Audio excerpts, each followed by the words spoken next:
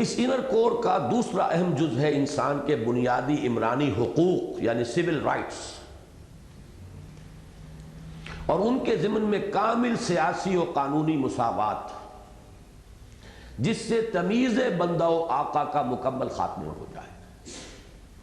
اور نہ کوئی قوم کسی دوسری قوم پر حکمران ہو، نہ کوئی طبقہ دوسرے طبقے پر برتری کا حامل ہو، نہ ہی کوئی علاقہ دوسرے علاقے پر بالادستی کا حق جتائے، بلکہ نوع انسانی کونوا عباد اللہ اخوانا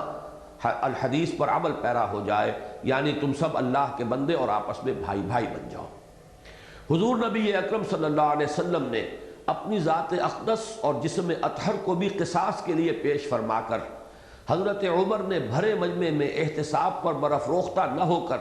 بلکہ بالفعل جواب دہی فرما کر، اور حضرت علی نے اپنے عہد خلافت میں عدالت میں ایک عام مدعی کی حیثیت سے پیش ہو کر اور اپنے دعوے کے اخراج پر کبیدہ خاطر نہ ہو کر جو اعلیٰ و روشن اور ابدی و لازوال مثالیں قائم کی تھیں، وہ آج متفق علیہ اقدار کی حیثیت سے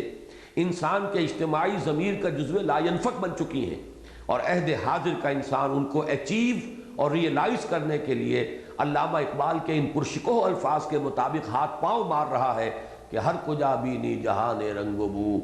زاں کے از خاکش برویت آرزو، یا ضرور مصطفیٰ اورا بہاست، یا ہنوز اندر تلاش مصطفیٰست۔ یہ ساری بھاگ دوڑ جو ہے، افراط و تفریط کے دھکے جو نوع انسانی کھا رہی ہے،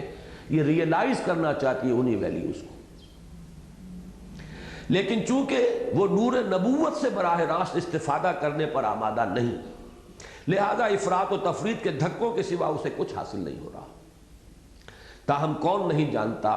کہ آج ان اقدار عالیہ سے سب سے بڑھ کر محروم اور سب سے زیادہ تہی دست و تہی دامن وہ ہیں جو مسلمان کہلاتے ہیں۔ دوسری دنیا نے تو پھر بھی ان ویلیوز کو کسی درجے میں اچیو کیا ہے۔ سول رائٹس کا کانسیپٹ ہے، all are equal before court and justice, یہ سارے اصول کہاں کے تھے؟ اور اگر کوئی وزیر خزانہ جو ہے وہ اپنا چیک کیش کرتا ہوا نظر آ جائے کیوں میں لگ کر، تو یہ تو ادنا جھلک ہے اس نظام کی کہ جو نظام حضرت عمر فاروق اور حضرت ابو بکر صدیق کے زمانے میں تھا۔ تو دنیا تو اس کو اچیو کر رہی ہے کسی نہ کسی طریقے سے، کسی بڑی کاسٹ پر صحیح، کوئی ایک چیز دے کر دوسری صحیح، کچھ تو لیا انہوں نے۔ ہم جن پستیوں کے اندر گرے ہوئے ہیں، جن گراوٹوں کے اندر ہیں، ہمارے ہاں تو بادشاہتیں چل رہی ہیں، ہمارے ہاں تو عمارتوں کے نظام چل رہے ہیں،